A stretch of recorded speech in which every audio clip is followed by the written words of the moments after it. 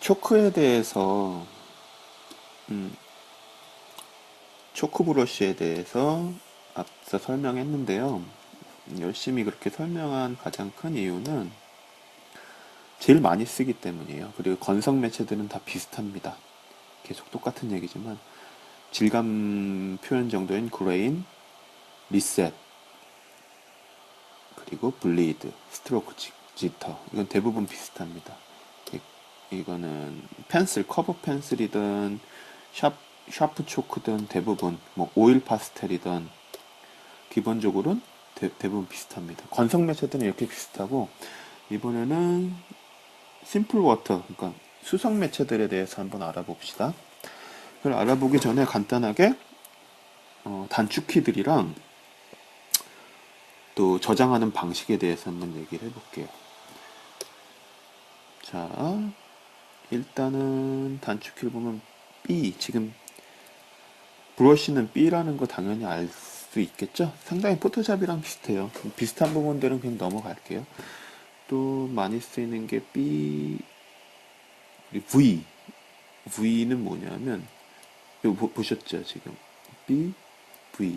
이 직선이냐, 곡선이냐예요. V로 했을 경우엔 클릭, 클릭입니다. V 하면, 클릭하면 직선이 그려지죠, 계속. 그쵸? 단축키 V, 단축키 V를 누르면 터치해서 직선을 만들어 줄 수 있습니다. 자, 그리고 컨트롤 S는 뭘까요? 저장이죠. 이 페인터는 RIF, 확장자 RIF 파일이 페인터의 확장자입니다. 이렇게 해야지 워터컬러나 아니면 리퀴드 잉크 이렇게 이 페인터만 갖고 있는 고유의 레이어들이 살아있어요. 물론 뭐, 네, PSD, 포토샵 파일로도 저장을 할 수가 있습니다. 그 레이어라든지 여러 가지 몇 가지들은 고스란히 글로 갈 수가 있는데 서로 연동이 되는데 기본적으로 회사가 다르기 때문에 그렇게 완벽하게 호환은 안 됩니다. 그러니까 페인터로 계속 작업하면서 더 연장해서 작업할 땐 그렇지 RIF 페인터 파일로 저장해 주는 게 좋습니다. 네. 그리고 또 많이 쓰이는 단축키가 Alt 컨트롤입니다. 컨트롤 Alt를 누르면 네, 브러쉬 사이즈를 그렇죠. 드래그해서 조절해 줄 수가 있어요. 그리고 스페이스를 누르면 네, 캔버스를 옮길 수가 있고요.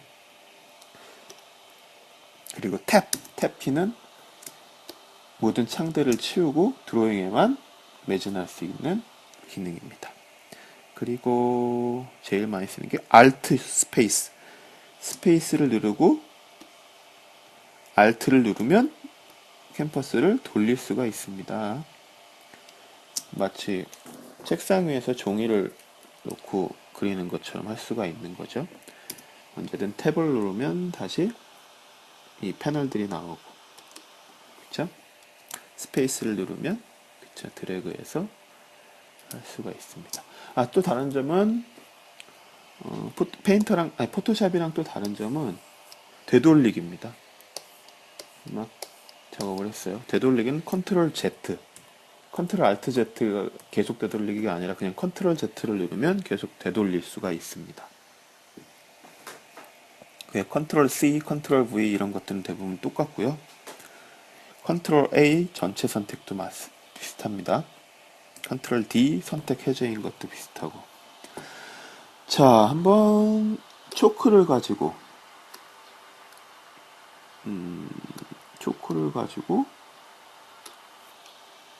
그림을 그려볼게요.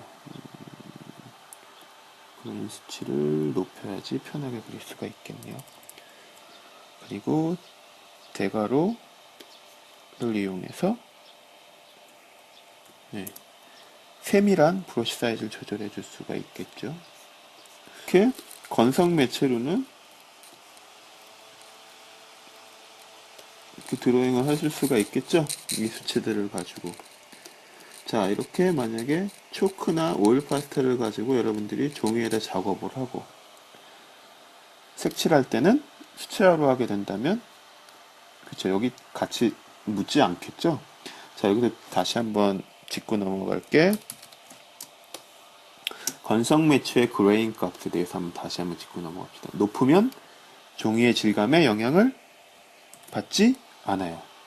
그레인 값을 낮추면 종이의 질감에 영향을 너무 확실하게 받죠? 너무 낮췄다. 약간 높이는 이렇게 종이 질감 영향이 보입니다. 그쵸? 약간 더 확대해서 하면 뭐 힘 조절이 필요하겠지만 종이 질감을 확실하게 볼 수가 있습니다. 낮은 숫자는 종이 질감 영향을 받고 많이 받고, 그렇죠?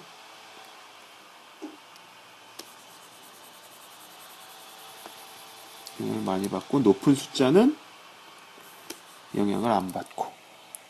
왜 이 얘기를 이렇게 계속 강조를 하냐면 이제 수채화를 할 거잖아요. 디지털 워터컬러. 워터컬러는 반대입니다. 지금 그레인 값이 100%죠? 볼까요? 종이 질감이 보이나요? 좀 특이한 걸로 한번 해봅시다. 종이 질감이 잘 보이죠? 이상한 종이에요. 그레인 값을 낮추면 종이 질감의 영향을 받지 않습니다. 왜 강조냐? 이게 반대예요, 반대. 이 건성 매체와 수성 매체는 종이 질감, 그레인 값의 표현도가 반대입니다. 그레인 값을 낮추니까 종이 질감 영향을 받지 않죠. 재미가 없죠, 그림이. 그레인 값을 높이면 종이 질감에 영향을 받습니다. 네. 건성 매체랑 좀 반대인 거죠.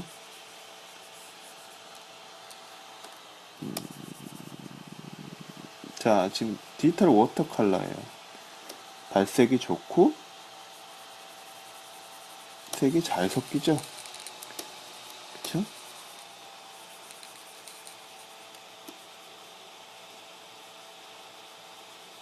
힘 조절에 따라서 그 조절도 달라집니다. 아까 체크 안 했던 단축키 뭐죠? Alt. 그렇죠. 언제든 Alt를 누르면 스포이드가 돼서 색을 찍어 올 수가 있죠. 너무 잘 그렸나? 너무 잘 그린 곰돌이. 그렇죠? 끝내주죠. Alt를 누르면 언제든 색을 찍어 올 수가 있어요. 디지털 워터컬러는 사용하기가 편해요. 지금 왜 초크나 디지털 워터컬러 두 가지를 설명했냐면 가장 여러분들이 많이 쓰고 처음 페인터의 재미를 찾기 제일 좋은 매체라서 그래요.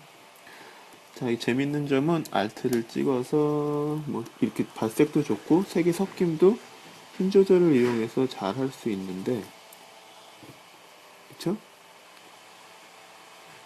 또 재밌는 점은 말릴 수가 있어요. 볼까요? 레이어, 드라이 디지털 워터 컬러를 누르면 종이가 마른 겁니다. 그래서 밝은 색을 칠해도 겹쳐져요, 이렇게. 그쵸? 실제로 종이에다 드로잉을 하고, 그게 마른 것처럼. 드라이 디지털 워터 컬러. 단축키도 있죠. 컨트롤 쉬프트 L. 이 이후에는 이렇게 마른 위에 붓질을 하는 것처럼 겹쳐집니다. 뭐, 이때 뭐 약간 반사광처리라든지 뭐 해줄 수가 있겠죠. 아니면 아예 뭐 밝은 부분을 겹쳐준다든지 해줄 수가 있습니다. 이렇게 해서 두 가지 매체를 이용해서 지금 두 가지 매체만 이용했는데 이렇게 재밌는 표현들이 되죠. 그리고 실제로 작업할 수 없는 여러 가지 또 해줄 수가 있어요. 이 위에 또 오일 파스텔을 이용해서 디테일하게 작업을 해줄 수가 있겠죠. 예를 들면 오일 파스텔을 이용해서 뭐 꾸며준다든지 이렇게. 오일 파스텔도 많이 쓰이는 드로잉 매체입니다. 이것도 똑같아요. 그레인, 리셋, 블리드, 스트로크, 지터. 그쵸? 뭐 이런 식으로 후에 보정을 해준다든지, 또 뭐 다른 매체를, 다른 드로잉 매체. 한번 FX 한번 볼까요? 자, 다른 매체들을 이용해서 효과를 또 줄 수가 있겠죠. 예를 들면 뭐 이미지 홀스를 하고, 그러면 이미지를 골라야 되겠네요. 그쵸? 윈도우 한번 봅시다.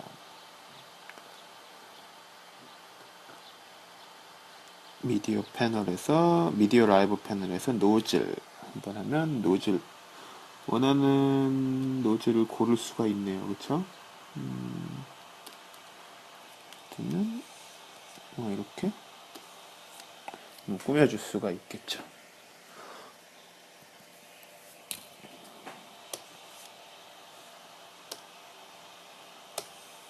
이상한가? 이렇게 캔버스 한 장에다가 한번 지금 우리가 해본 초크나 커버 펜슬을 이용해서 여러분들이 드로잉을 해보세요. 드로잉을 하고 뭐 말리고 저장하고까지를 여러 번 해보세요. 그럼 에스키스 자체를 이 컴퓨터에서 하는 걸로, 그리고 또 전에 우리가 포토샵 시간에 했었던 라인 분리해낸 거 있죠? 라인을 분리했던 포토샵 파일을 가지고 와서 채색을 해줄 수도 있겠죠. 그쵸? 여기서 라인 분리한 걸 가지고 채색을 할 수도 있을 겁니다.